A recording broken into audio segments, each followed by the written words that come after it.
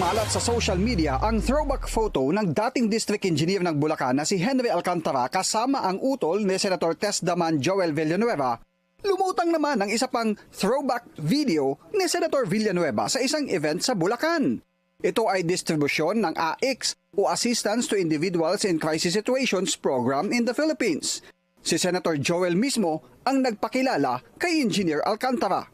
Ang ating po district engineer na taga-Bukawi, sabi po niya siya ay pinakamagandang lalaki na district engineer ng DPWH, si Henry Alcantara. Senate, I don't see any senators involved in any of these 15 construction firms.